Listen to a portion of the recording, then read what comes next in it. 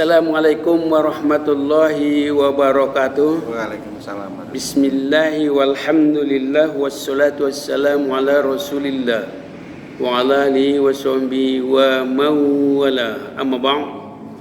Pemirsa yang dirahmati Allah SWT, untuk kesekian kalinya mari kita persembahkan puji syukur Allah SWT yang telah memperkenankan kita mengikuti pengajian ini. Pada kesempatan yang baik ini kita ungkapkan sedikit hikmah dan manfaat ayat kursi. Ayat kursi ini sebagai pelindung diri dari kejahatan-kejahatan setan atau kejahatan makhluk lainnya. Salah satu ayat yang paling agung di dalam Al-Quran adalah ayat kursi ini. Ayat kursi ini terdapat di dalam surah Al-Baqarah ayat 255. Kita bacakan, A'udzubillahi minasyaitonirrajim. Allahu la ilaha illa wal hayyul qayyum. La ta'khudhuhu sinatun wa la nawm. Lahu ma fis samawati wa ma fil ard.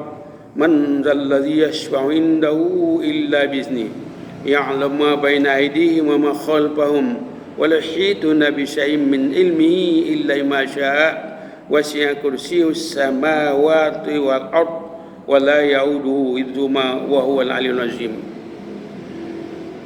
Yang artinya Allah tiada Tuhan selain Dia, yang maha hidup lagi maha berdiri sendiri, tidak dihinggapi dengan katu dan tidak tidur. Baginya lah kerajaan di langit dan di bumi. Man dzalladzi, tidak ada orang yang berikan syafaat selain dengan izinnya, yang mengetahui di antara apa yang di hadapanmu dan di belakangmu, dan ilmunya meliputi segala sesuatu dengan kehendak Allah, dan kursinya sangat luas di langit dan di bumi, yang tidak ada menjaganya selain dari Allah yang maha agung itu.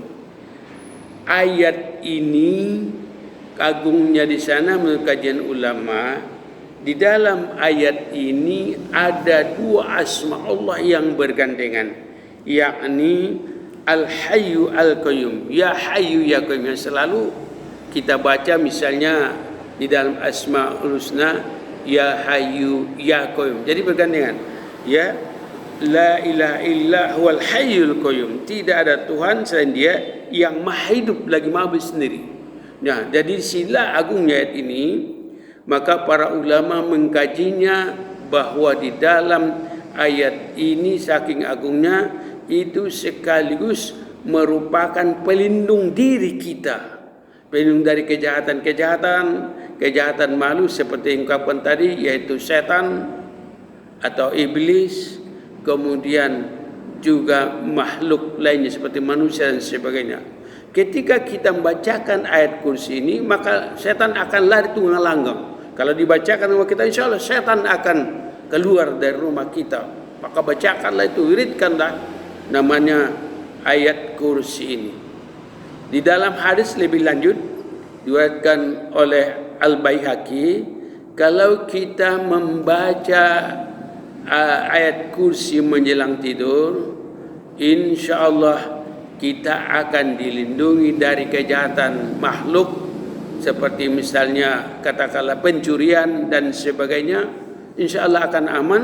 Bukan kita saja rumah kita aman, tetapi rumah tetangga dan orang di sekitar itu. Dalam hadis diungkapkan demikian. Jadi luar biasa hikmahnya. Misalnya ada tetangga kita membacakan menjelang tidur, ya, lalu kemudian kita insya Allah selamat. Begitu juga tetangga kita. Dalam suatu riwayat, ketika Rasulullah sallallahu alaihi wasallam menugaskan Abi Hurairah untuk menjaga Baitul Mal supaya jangan sampai orang maling dan sebagainya, lalu pada malam pertama dijaga oleh Abi Hurairah, ada pencuri datang, kemudian ditangkap oleh Abi Hurairah dan rencananya akan dibawa kepada Nabi. Lalu pencuri itu minta belas kasihani, dia terpaksa mencuri karena anak istrinya dia kelaparan. Karena dia mengibah hati, maka ibah hatilah pula namanya Abu Hurairah ini lepaskannya dengan syarat jangan mengulangi lagi. Namun malam kedua pencuri datang lagi, dia mencuri lagi, tangkap lagi oleh Abu Hurairah, ya ingin membawanya tapi dia minta belas kasihan, dilepas lagi oleh Abu Hurairah. Tapi sekali lagi ini janji terakhir, kalau mengulang lagi saya tidak ada ampun bagimu. Malam ketika datang lagi, kata Abu Hurairah, kalau ini tidak ada boleh lagi, pokoknya saya bawa kepada Nabi. Lalu dia mencetakkan dirinya bahwa dia adalah iblis atau syaitan yang menyamar diri sebagai manusia. Kalau ingin aman dari pencurian, kata setan rupanya dia semacam berbuat baiklah. Kalau ingin aman, bacalah ayat kursi katanya. InsyaAllah kami tidak akan mampu mencuri itu katanya. Ini jadi setan memberikan semacam penjelasan seperti itu. Oleh Abu Hurairah menanya kepada Nabi kita Muhammad SAW. Nabi kita menjelaskan, ya benar itu apa yang dikatakan oleh sang iblis itu. Maka ulama lebih lanjut untuk mengamalkannya dibaca 7 kali. Ayat kursi ini menjelang kita tidur baca 7 kali. Dengan makrifat kita, semacam hayalan kita lah, makrifat adalah semacam bayangan kita bahwa pada membaca yang pertama itu seolah-olah benteng yang sangat kuat sekali dari muka kita, benteng yang sangat kuat sekali, benteng besi yang sangat kuat sekali sehingga tidak bisa katakanlah menembusnya, tidak seorang pun yang mampu menembusnya. Ya, kita anggap semacam benteng, ya bayangan kita dari sebelah muka yang pertama. Kemudian kita baca yang kedua, kita anggap semacam benteng dari belakang kita. Kemudian yang ketiga, kita anggap semacam benteng dari samping kanan kita. Kemudian yang keempat, kita anggap semacam benteng dari kiri kita. Lalu yang kelima, kita anggap semacam benteng yang kuat dari atas. Kemudian kita baca yang keenam, dianggap benteng yang kuat dari sebelah bawah. Lalu yang ketujuh, dikelilingi. Semua dikelilingi baik dari muka ke belakang, kemudian samping ke kanan kita. Nah, insyaAllah kita akan terhindar dari maling itu.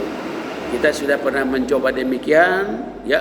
Misalnya untuk memagar rumah kita, insyaAllah itu akan aman. Jadi ini. Lalu kemudian hikmah berikutnya tentunya dari kita selalu membaca ayat kursi ini ya sama dengan membaca Al-Quran.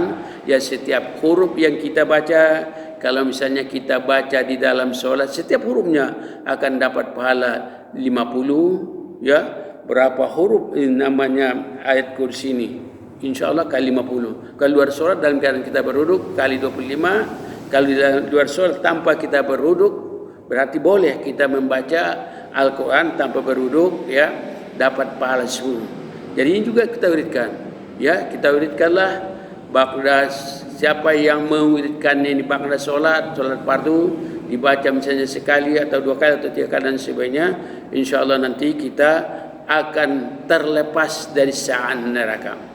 Inilah sekelumit yang namanya hikmah faedah surat atau ayat Al-Kursi ini.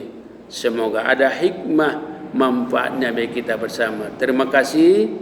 Mohon maaf di atas segala kekurangan. Wabillahi taufiq hidayah. Wassalamualaikum warahmatullahi wabarakatuh.